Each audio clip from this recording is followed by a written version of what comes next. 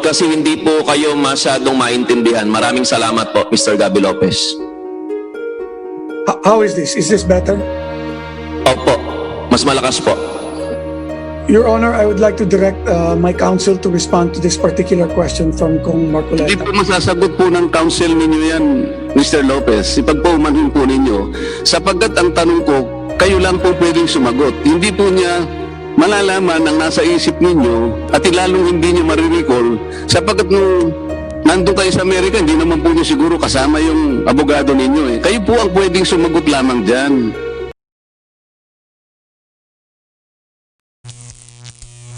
Affirmation or other formal or made an affirmation or other formal declaration of allegiance to a foreign state, so on and so forth. So my question is, Mr. Lopez, isn't this application for your current U.S. passport, which you signed under oath, in effect a declaration of allegiance to the U.S. government? Your Honor, I would like to direct the response to this particular question to our corporate lawyer, Ayo Bautista po. Bautista, you're recognized. Oh.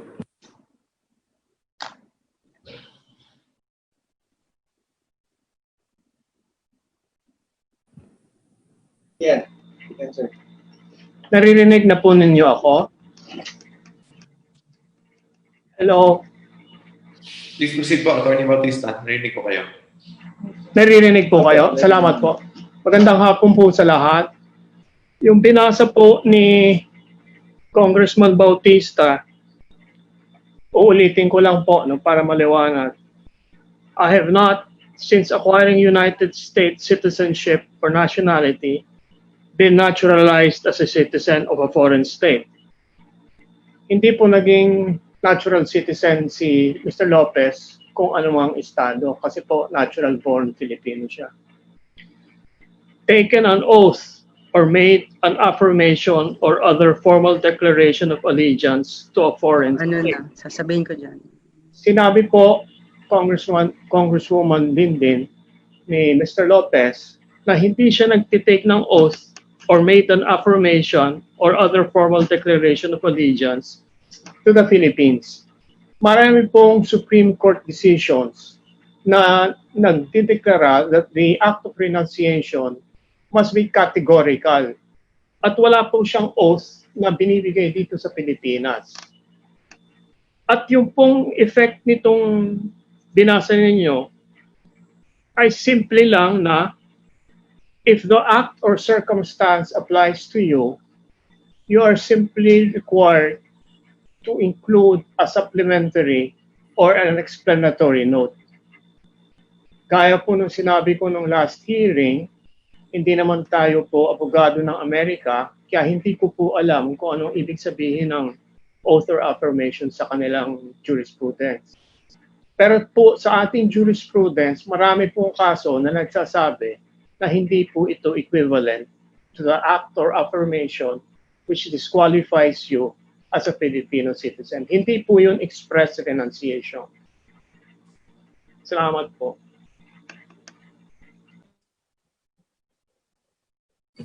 Kong Claudine, please proceed po sa inyong mga tanong. Can I be unmute? Okay. Sorry, I was just waiting for me to be unmuted, Mr. Chair. So technically, how about the affirmation, Attorney Bautista? So the affirmation in the petition for recognition citizenship, isn't that as well, because it's stated there that has made or made an affirmation? How would you clarify that? Pakisagot po, Attorney. Yes, Congressman. Hindi po yung sufficiente as an express renunciation under several Supreme Court decisions. Kung gusto po ninyo, I can submit po a memorandum on what constitutes express renunciation under Philippine jurisprudence para po maliwanag. So, Moment, Mr. Chairman. Yes, Congressman Remulla. What is the status of Attorney Bautista to this committee? Is he this lawyer of of Mr. Gabby Lopez, or is he a resource person of the committee? The status of Attorney Bautista in this committee is he's the lawyer of Mr. Gabby Lopez, but the franchise committee, the rules on franchise committee allows the counsel, the legal counsel to be a resource person in the committee. Vice Chairman Remulla. Thank you. Please continue, Congresswoman Bautista. You still have the floor. Thank you, Mr. Chair. Attorney Bautista, I'm not pertaining to the renunciation. Ang tinatanong ko po is, Attorney Bautista, di ba may sinabi siya doon na, di ba niya sinabi doon na wala siyang loyalty sa ibang bansa maliban sa Amerika? Isn't that an affirmation?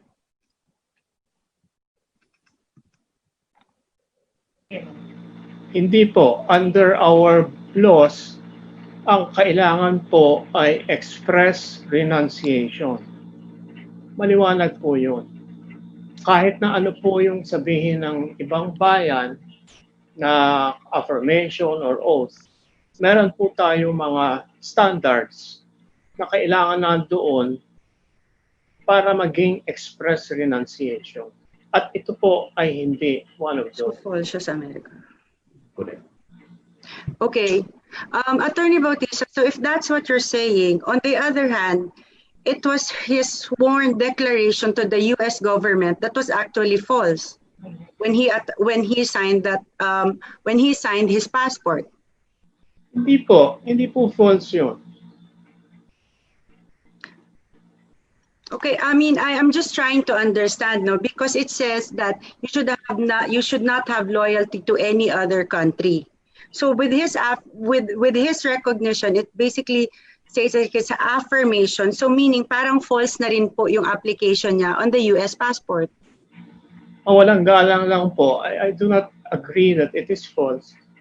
Para po mas simple, magsasubmit po kami ng legal memorandum explaining the consequences of these statements para po mas simple. Kasi po, legal opinion na po yan eh. Hindi ko naman sinasabi tama ako, ma'am. No? Pero okay, may I proceed, Mr. Chair? Yes, Congresswoman Bautista. So, Mr. Chair, Sir Gabby Lopez, sir, when was the last time that you used your U.S. passport? When I travel to America, I always use my U.S. passport and my Philippine passport.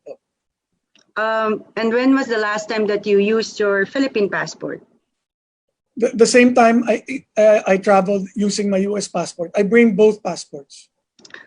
Okay, so we have a copy of your travel records from the Bureau of Immigration, and you know we've seen that you switch between you using your U.S. passport and your Philippine passport.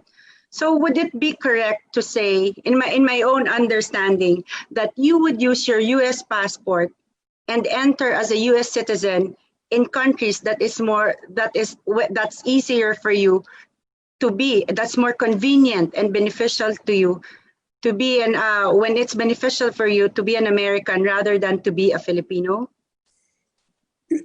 Actually, when you travel through Europe, if you use a U.S. passport, you don't need a visa. Yes. If you use a Philippine passport, you need a visa.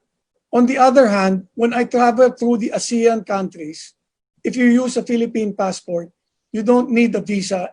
And if you use a U.S. passport, you need a visa. However, in traveling to the Philippines immigration always requires you to bring both passports. So yes, let me just wrap things up. I'm about to finish. So you would use your American citizenship when it is more convenient and beneficial for you in countries when it is easier for you to be an American rather than to be a Filipino, correct? Alam mo po, only when I'm traveling. But all my life po, I have lived in the Philippines. I was born in America, but I spent my entire life in the Philippines. I only went to college in America, and I only went there when there was martial law and I escaped with my father. But other than that, I have lived my whole life in the Philippines. I have paid all the taxes in the Philippines. In thought, in word, in deed, I am po a Filipino citizen. Yes. So my last question lang, Mr. Lopez, is, so you arrived on 2001, I mean, in 1986. How come it took you 18 years to file your recognition as a Filipino? Let me refer that question to our corporate lawyer, Attorney Bautista. Sorry po, hindi po ako ang abogado ni Mr. Lopez dun sa kanyang certificate request for recognition. But I recall he already answered that, na it was one of the reasons was for him to get a passport. Ang masasabi ko po lang is under the Bureau of Immigration rule, the when you apply for and get a certificate of recognition, it may be used for any legal purpose. Kaya irrelevant po kung ginamit niya for a passport or whatever legal purpose. At sinabi rin namin na the use of a passport, a foreign passport, or getting a foreign passport does not result into the loss of your Filipino citizenship. Salamat po. Mr. Chair, I have no further questions. Thank you, Mr. Lopez, and thank you, Attorney Bautista.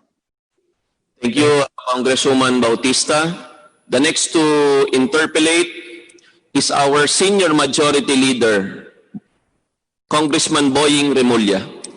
Congressman Remulla, also our Vice Chairman, you're now recognized. Thank you, Mr. Chairman. My questions are also for Mr. Gabi Lopez, who I'd like to thank for being here in the hearing through Zoom. My first question is, when you traveled to Japan, what passport did you use? Magandang hapon po, Kong Remulla. Yes. Good afternoon. I believe I used my US passport because you don't need a visa. So, does it not occur to you, Mr. Lopez, that when you use an American passport, you are seeking the protection of the American government whenever you use that document? I am simply making a decision based on what is convenient in terms of visas. Yes, but under international law, a person carrying a passport of the United States is under the protection of the US government. That is a declaration to the whole world and to that country that you are a citizen of America.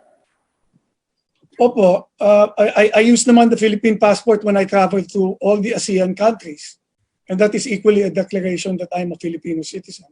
Yes, yes. That is a given. Can you show us both your Philippine and American passports for the record so that we will know how they are so marked in your travels? Are you willing to do this, Mr. Lopez? I believe it has been asked, the committee has asked for it, and it has been given, the documentation has been given. They've asked for copies of both my US and Philippine passport. Mr. Chairman, do we have a copy of the records of the passports? Yes, we have a copy of Mr. Gabi Lopez' passport, and the committee secretary Each and every page of the said passport. together with the certificate. Do we have it?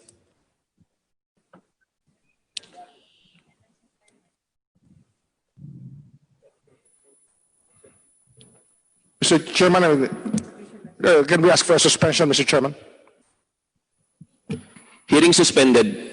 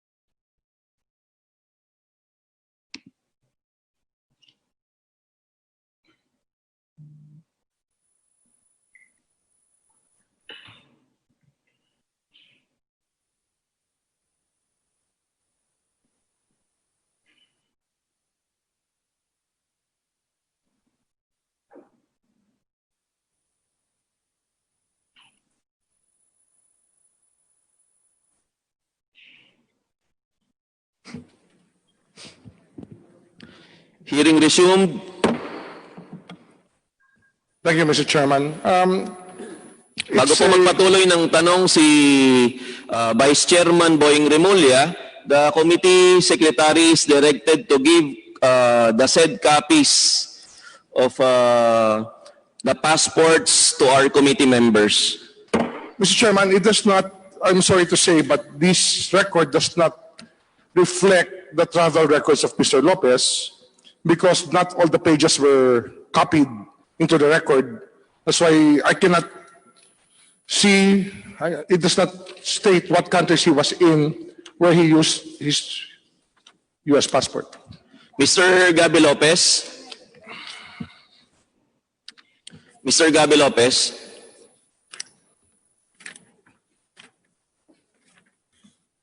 Maaari po bang magbigay ng mas magandang kopya at authenticated na kopya si Mr. Gabi Lopez, Comsec? Your Honor, I directed our staff to make a copy of each and every page of my US and Philippine passport, and that was given to the committee po. Mr. Gabi Lopez, ang pakiusap po ng committee ito ay kung maaari po at hindi naman makakaperwisyo po sa inyo, ay maipadala po dito yung original na passport po ninyo. Para kami po ang gagawa ng kopya ng original po na passport po ninyo. Siguro Mr. Gabi Lopez. kasama na rin yung taong pinagkakatiwalaan para hindi mawawala sa pagtingin ng tao yung kanyang Hawak po dokumento. ng inyong abogado, Mr. Gabi Lopez. Okay. Maraming salamat po. The committee secretary is directed to execute the passport of Mr. Gabi Lopez. Mr. Lopez, have you gone to any country in Europe using your U.S. passport, Mr. Chairman? Opo. Tuwing nagpupunta kayo ng Europe, ang ginagamit nyo rin ay inyong U.S. passport, hindi ho Philippine passport. That's right. That is correct, Your Honor. Kaya, again, I would like to tell you that tuwing kayo ho ay pupunta ng ibang bansa, nagamit nyo ang American passport, you are telling them that you are under the protection of the American government. Do you realize this, Mr. Lopez? Your Honor, my lawyer would like to make a comment on this particular line of questioning. I want to speak here on this issue. I don't think the lawyer is needed to clarify this issue. It's just a statement of fact that whenever a person uses his passport, let's say, I use my Filipino passport, it means I am under the protection of my government, of the Philippine government. But when he uses his American passport, he's under the protection of his government, which is the American government. Mr. Gabi Lopez, ang inyo pong legal counsel ay maaaring magbigay ng kanyang mga suwestyon at pananaw regarding po sa pagsusumite ng prangkisa ng ABS-CBN. Ngunit ang katanungan po ni Congressman Remulla ay personal po na katanungan sa inyo. Kaya maaari po ay personal niyo pong sagutin, Mr. Gabi Lopez. All right. Your Honor, I am a dual citizen, both an American citizen and a Filipino citizen. Regardless of whether I use my passport to a particular country, I can seek the support of that particular, of being a Filipino or an American in whatever country I'm in. So kunyari po, yung pinag-usapan mo, nandun ako sa Europe using a US passport and I run into a particular problem.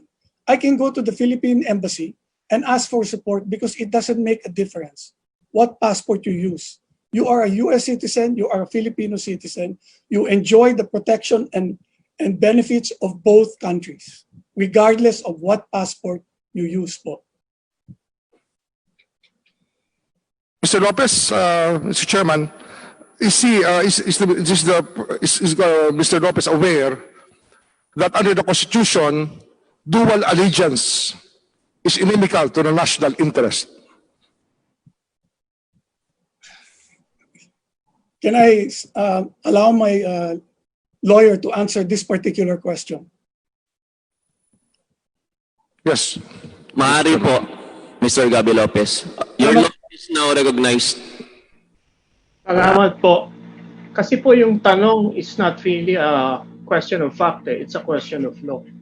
No, it's a question of fact. Is he aware that under the Constitution, dual allegiance is inimical to the national interest? Isn't that?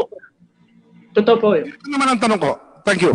Thank you. Pero, ang wala- nakalagay po doon, Yun lang ho. Basta alam lang ho nila that dual allegiance is inimical to the national interest. opo, pwede po ako magsalita ng konti. May follow-up question ako, baka malimutan ko ho eh. Nais ko lang ho sabihin sa committee na ang problema ho sa dual allegiance ay simple-simple. Pagka hindi magkasundo ang dalawang bansa, ay papipiliin ang tao pagdating ng panahon. At nagkaroon ho tayo ng nakaraan sa kasaysayan na halos 20% ng ating populasyon ay nilagas ng Amerika. Pinatay po ang ating mga kababayan ng Phil-American War, kaya ito ay hindi ho malayong usapin. Ito po yung nasa kasaysayan. Napakarami hong Pilipinong namatay ng Philippine-American War. Kaya yung dual allegiance po ay naroon sapagkat lahat po ng statement sa Constitution ay nababatay sa karanasan ng ating bansa at ng ating lahi. Yun po sana ay malinaw po sa inyo. Pwede po ba ako magsalita? May susunod na akong tanong. There's no need, Mr. Chairman, even if he is a resource person, he cannot speak at will in this committee only when we allow him to. Is that clear, Mr. Chairman? Vice Chairman Remulla, you still have the floor. So, kung sino ang sasagot, nasa iyo po ang floor. Kung sino ang sasagot, kung sino po ang tatanungin mo, ikaw po ang masusunod, Mr. Remulla. Thank you, Mr. Chairman. Another question for Mr. Lopez. Did you vote in the Philippine elections, last Philippine elections, Mr. Lopez, Mr. Chairman? Your Honor. Yes, I did. Opo. Bumoto ako sa last election po. At during the same year, bumoto rin po kayo sa American elections. Ito po yung volunteer nyo sa committee nung huling hearing. Opo. That is correct. Hindi pa niya naiisip na pag kayo ho ay bumoboto sa eleksyon ng ibang bansa, ay pinapadama nyo sa kanila na ang karapatan nyo bilang Amerikano ay buong buo, kaya kayo po ay naboto sa kanilang eleksyon. Are you aware of that, Mr. Lopez? Well, I'm an American citizen and I exercised my right as an American citizen to vote in the election. It was the only election I have ever voted for in the US. I have voted in many elections in the Philippines. Sa US, ilang beses na ho kayo bumoboto? Isang beses lang po. Itong na 2016 lang po. Only in 2016. Okay. Hindi ko na ho tatanungin kung sino binoto nyo. I was inspired to vote in that election po. Ngayon, sa TFC kanina tinanong sa inyo na ito po ay rehistrado sa Amerika at nagbabayad ng buwis sa Amerika. Tama ba ho ito, Mr. Chairman? Yes, Your Honor. Ano ang citizenship niyo na nag-a-appear pag kayo po ay nasa Amerika? Pag Filipino channel po pinag-uusapan, kayo ba ay Filipino, American, or dual citizen? I'm a dual citizen po. Pero sa records po ng TFC sa Amerika, ano ho lumalabas? Kayo ba ay Amerikano o Filipino? Frankly, I don't recall whether I'm even registered in TFC. No, so it would have to be. Ayo, would you know the answer to this particular question? Gabi, hindi ako involved sa TFC. Matagal na yung TFC. Okay. I have one more question before the second round, and that question is, just give me your reaction, no? Kasi meron ho talagang mga tao who are so proud to say that the Philippines is the land of my birth. Like our president, he says that. The Philippines is the land of my birth. Mr. Gabi Lopez, how would you react to that statement vis-a-vis you're having America as the land of your birth? America as the land of my birth was an accident. It was a consequence of my father's actions. My own actions speak for itself over the last 35 years.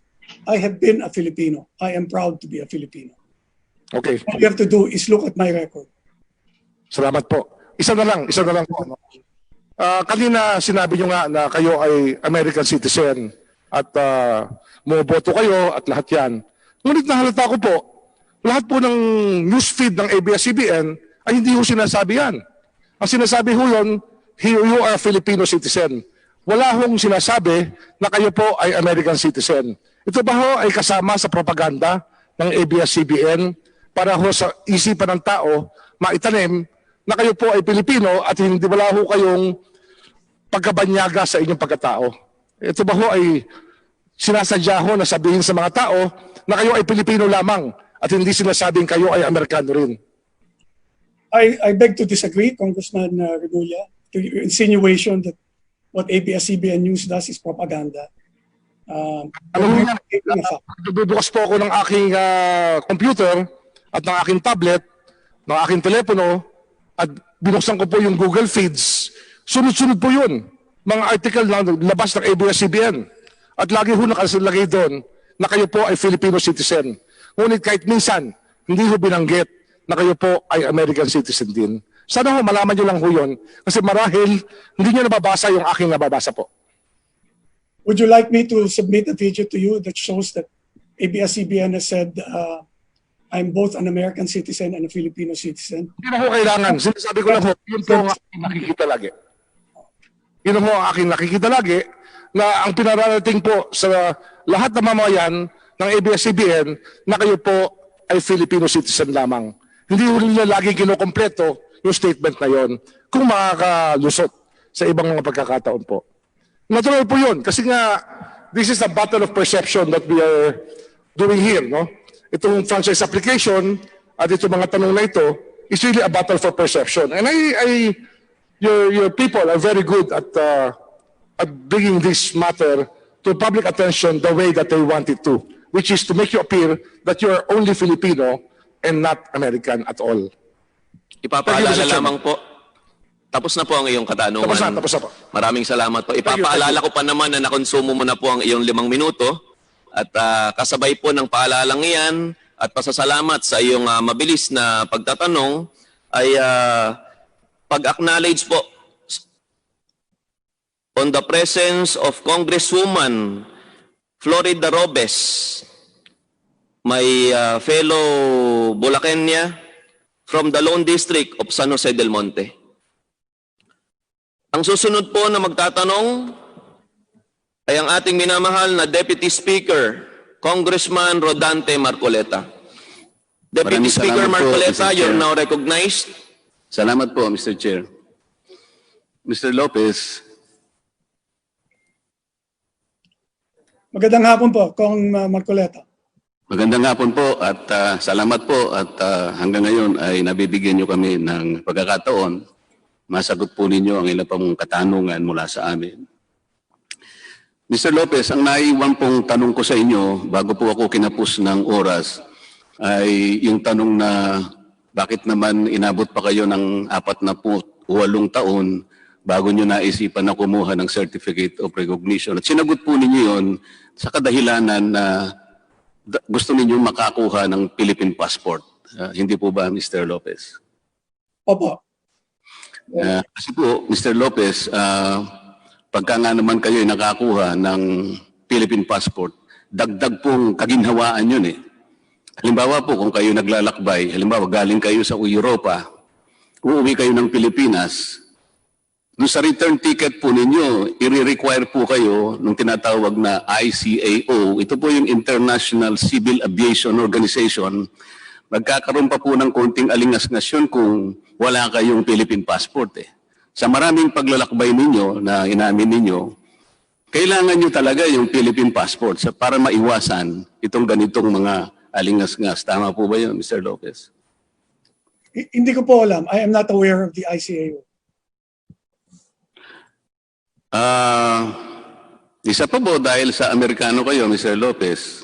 Pangkaraniwan po kasi pag mga Amerikano pupunta sa ating bansa, hindi po kayo nangangailangan ng visa, hindi po kagaya ng mga Pilipino, talagang sakripisyo po para mabigyan ng visa. Kayo po bilang Amerikano, pangkaraniwan po wala kayong visa eh. Kaya lang, inamin nyo nung nakaraang pagtatanong, meron kayong nakukuhang balikbayan visa. Tama po ba yun, Mr. Lopez?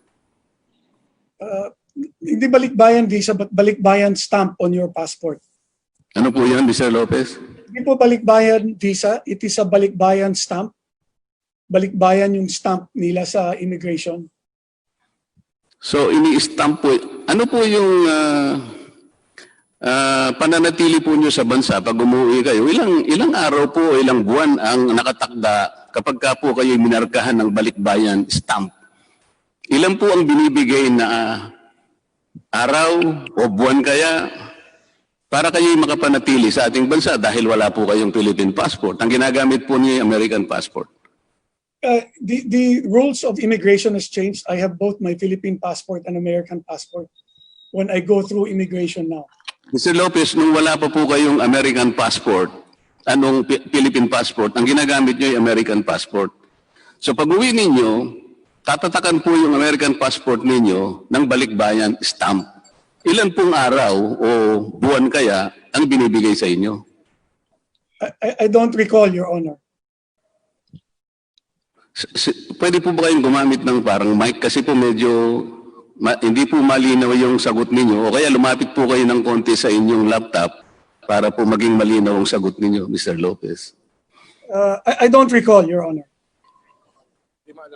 Kasi po pangkaraniwan, yung mga Amerikanong pumupunta sa atin, in-stamp ng balikbayan or whatever, meron pong pangkaraniwang period na binibigay. Kasi nag-aral po kayo rito, ang sabi nyo, you have practically spent your life entirely in the Philippines. Ibig ba sabihin, wala tayong nalalabag na immigration laws sapagkat nung panahon na wala pa kayong Philippine passport, ang dala nyo yung American passport.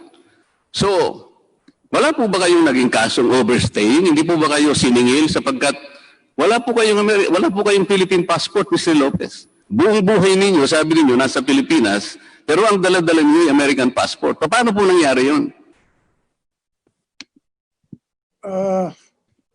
I don't recall what was the duration of the stay when they were giving me a balikbayan visa. Siguro po ay sa darating na panahon, tatanungin namin ng immigration paano po nangyari yun. Mr. Lopez, nung kayo po ay napanganak sa Boston, Deputy Massachusetts. Speaker Marcoleta, meron po tayong panauhin mula sa immigration. Gusto mo bang magtanong sa immigration? Tsaka na muna yun, sapagkat mahalaga po yung pagkapanahon ni Mr. Lopez, sasamantalahin ko na po ito. Please continue, Deputy Speaker.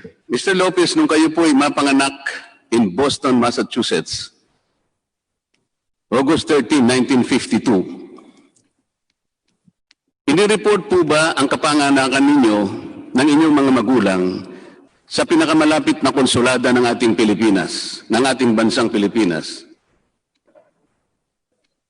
Hindi ko po alam kung ginawa nila yan o hindi. Ano po?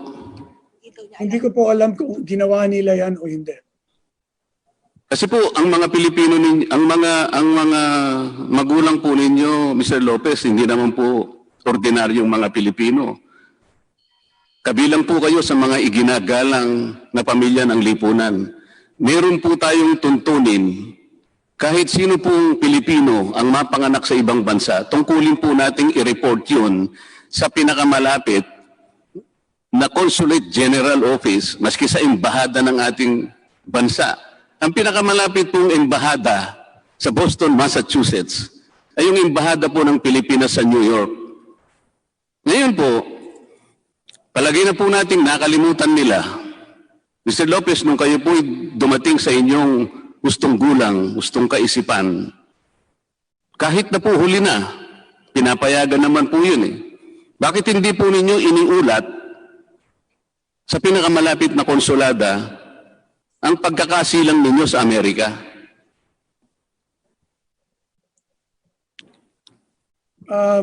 Your Honor, are you talking about me after I turned 21?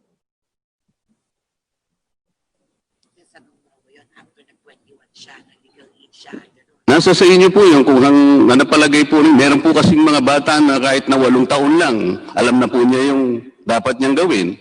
Merong 18, merong late bloomer. Kung 21 po ang gusto ninyo, nung kayo po'y nakarating sa gulang na 21, hindi po ba ninyo naisip na dapat iniulat po ninyo sa pinakamalapit na embahada ng ating bansa para maitala po sa ating noon ay tinatawag nating National Census and Statistics Office na ngayon po ang tawag natin Philippine Statistics Authority. Dalawa po kasi ang importansya noon, Mr. Lopez. Unang-una, bibigyan po kayo ng birth certificate, matatala po yun. Bakit hindi po ninyo ginawa yun, Mr. Lopez? Bago po payagan ng chairman ng committee ito sumagot si Mr. Gabby Lopez, ay papalalahanan lang po si Deputy Speaker Rodante Marcoleta na naubos na po yung iyong 5 minuto at ang susunod po na magtatanong pagkatapos po ninyo ay ang ating Vice Chairman ng Legislative Franchise na si Congressman Tony Pet Albano. At maaari po bang bago sumagot si Mr. Gabby Lopez ay matanong muna natin si Mr. Tony Pet Albano kung siya ay willing na ibigay ang kanyang oras kay Deputy Speaker Rodante Marcoleta. Vice Chairman Albano.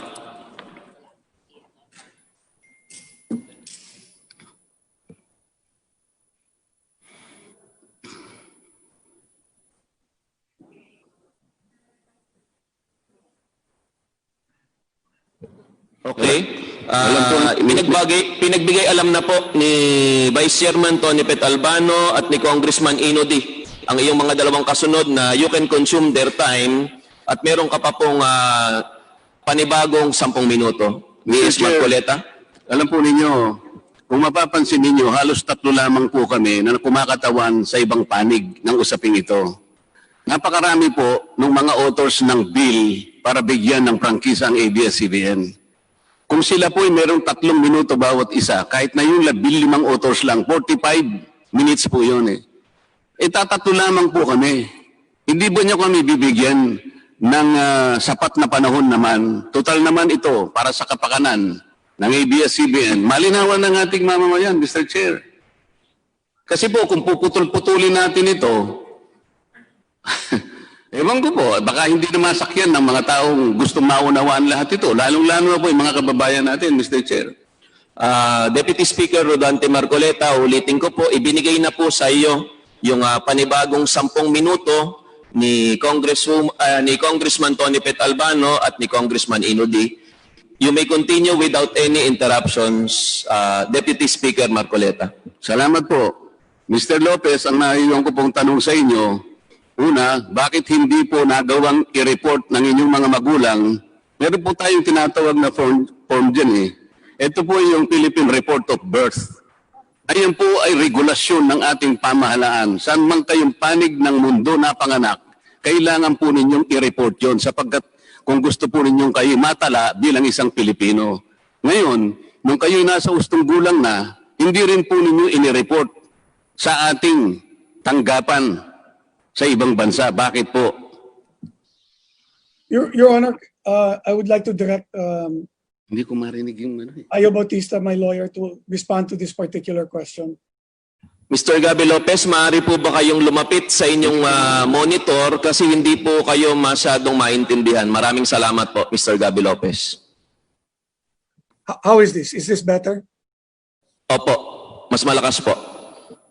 Your Honor, I would like to direct my counsel to respond to this particular question from Kong Hindi Marcoleta. po masasagot po ng counsel ninyo yan, Mr. Lopez. Ipagpaumanhin po ninyo. Sapagkat ang tanong ko, kayo lang po pwedeng sumagot. Hindi po niya malalaman ang nasa isip ninyo at lalong hindi niyo marirecall sapagkat nung nandun kayo sa Amerika, hindi naman po niyo siguro kasama yung abogado ninyo eh. Kayo po ang pwedeng sumagot lamang dyan. Ipagpaumanhin po ninyo. I understand, Kong Marcoleta, it's just a point of order that, you know, I want to clarify that only a lawyer can give his legal opinion.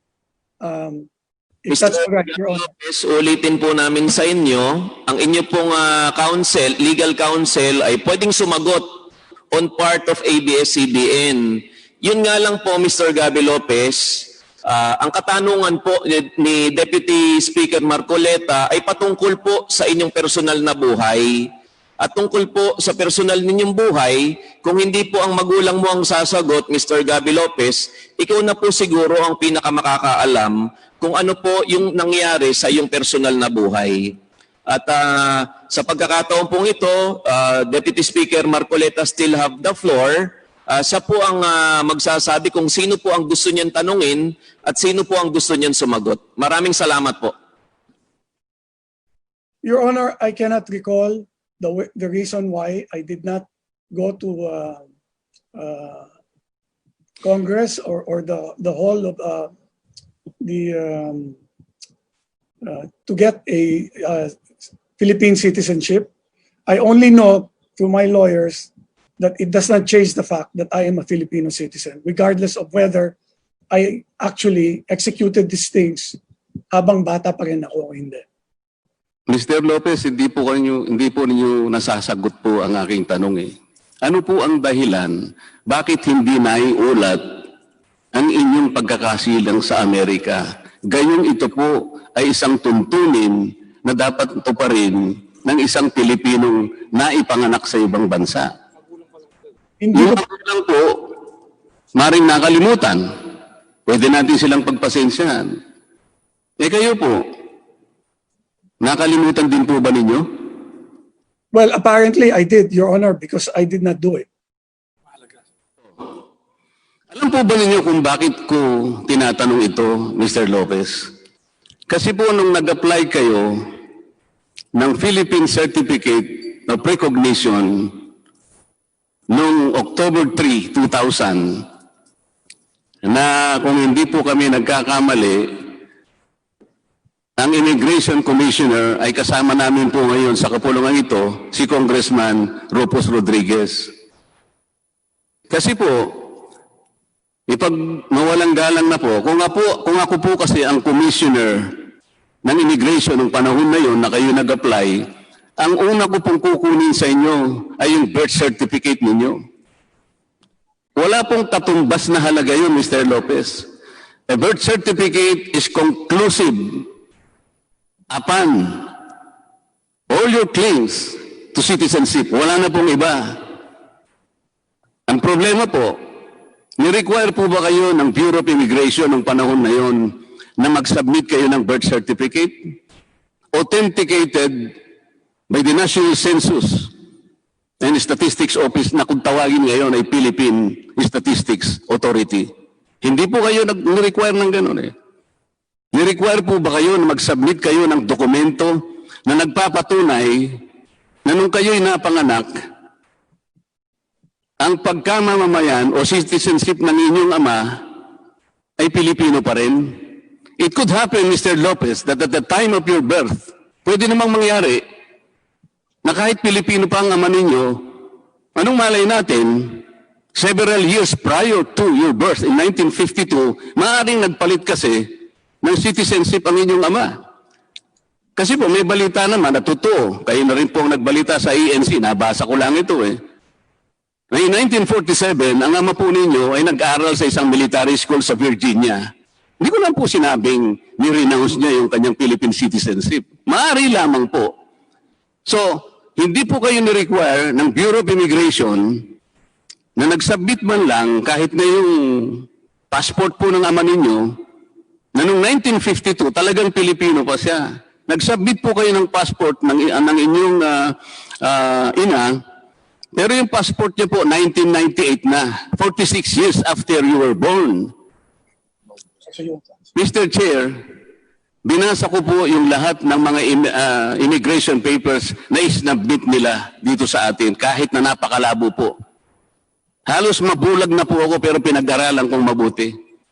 Wala na isa man po, Mr. Chair, na inauthenticate po ng Philippine Statistics Authority o ng Civil Registrar ng ating bansa lahat ng kanilang isinabmit na dokumento. Napakadali pong nakakuha ng Certificate of Recognition sa pamamagitan lang po ng mga Xerox copies na isinabmit ninyo. Ganun po ba ang pagkuha ng Certificate of Recognition? Mr. Lopez, ang isa pong bata, o kahit na hindi bata, mag-aaral, hihingan po ng authenticated certificate of birth sa Philippine Statistics Authority.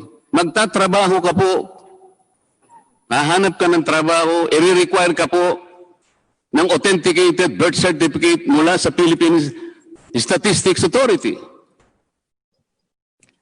Ito po, kumukuha kayo ng Philippine recognition. Hindi man lang po kayo na-require ng Bureau of Immigration ay ipakita po ninyo ang birth certificate. Kung ako po, ang Bureau of Immigration Commissioner nung panahon na yun, hindi ko kayo bibigyan sapagkat wala kayong ipakikita sa aking birth certificate. Can I respond, Your Honor? Yes, sir. Please respond. I'd like to allow my lawyer, Mike Damaso, who was actually the one.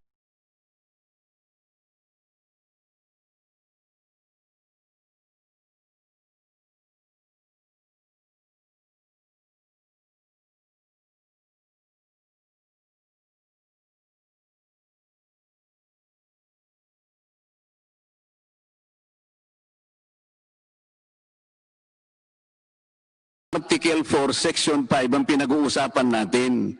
Ang tinatanong ko po, kaya pinatulungan ko po si Mr. Lopez, ang buong akala ko tutulungan niyo siya. Huwag po ninyong guguluhin ang pinag-uusapan. Hindi ko po ginugulo yung pinag-uusapan natin. 11. Ang sabi po ninyo, nakalagay doon, as may be provided by law.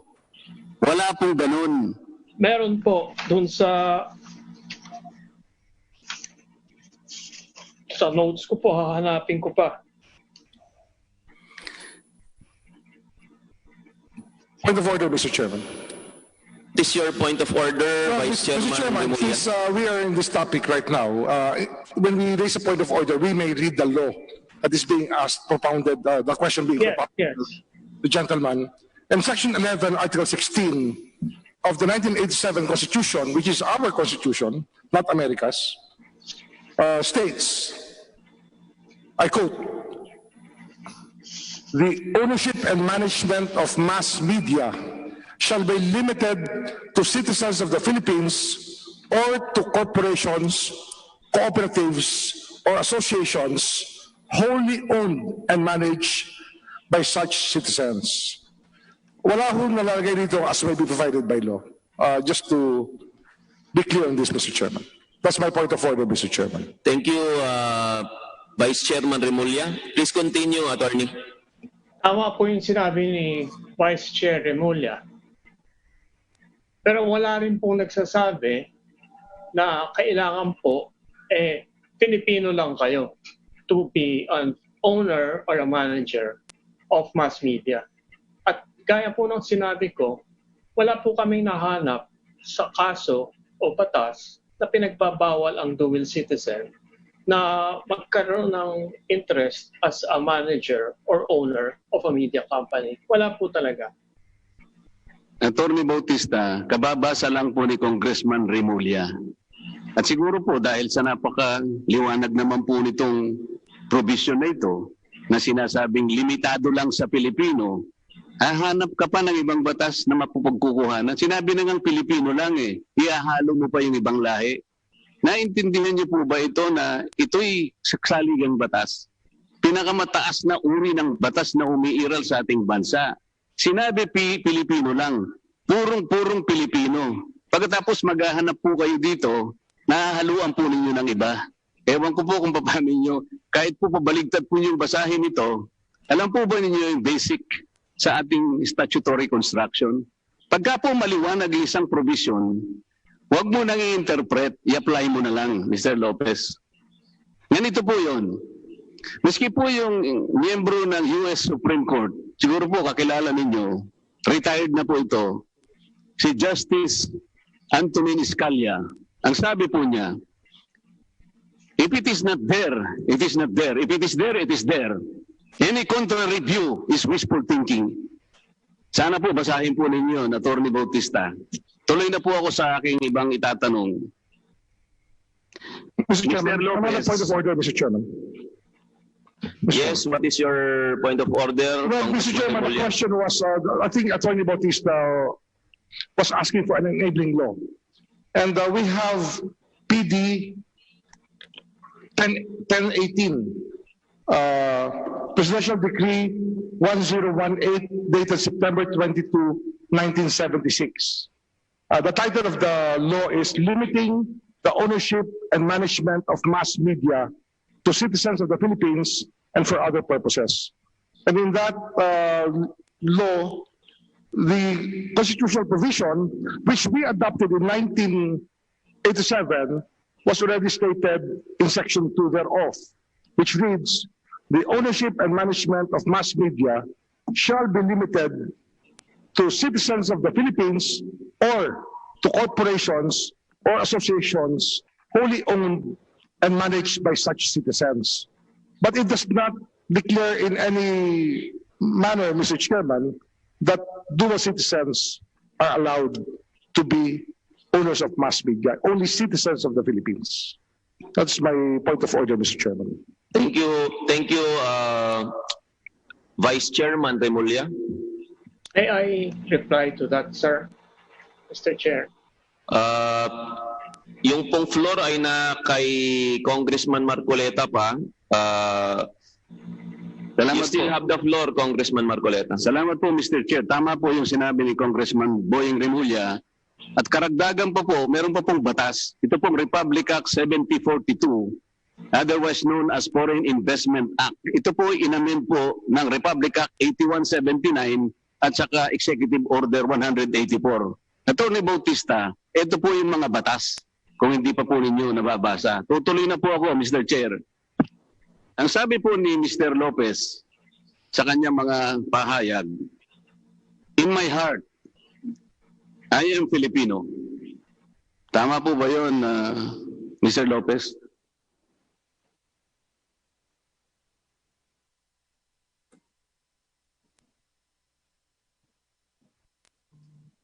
Yes, Your Honor. Okay. Madaling sabihin po kasi ito, Mr. Lopez. At kung hindi naman po dalawa ang puso ninyo, pwede ko bang itanong sa inyo, saan bahagi po ng dibdib ninyo ilalagay po si Uncle Sam?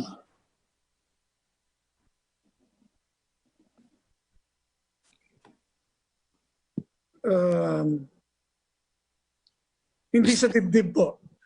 Ano po? Hindi po sa dibdib. Saan po? Dalawa lang po ba? Isa lang ang puso ninyo. Kung hindi naman dalawa, ang tanong ko po, saan nyo ilalagay si Uncle Sam? Ang puso ko Pilipino eh. So siguro ibabato-bato ko lang yun po. Mr. Lopez, siguro po sa mga pagtatanong na ito, maaari na po ninyo sigurong, bakit kaya ganito yung pagtatanong sa akin? Kasi po, 33 taon na pong umiiral ang ating saligang batas. Ito po yung napagtibay noong 1987. Nahihirapan po ba kayong hanapin sa inyong puso, Mr. Lopez, kung bakit mahigpit na itinakda ng ating saligang batas na dapat Pilipino lang ang magmayari at mamalakad sa mga mass media? Sasabihin ko po sa inyo, ang mass media po kasi kung tagurian yan ay fourth estate. Makapangyarihan po ang mass media, Mr. Lopez, kagaya po ng pagkakaalam din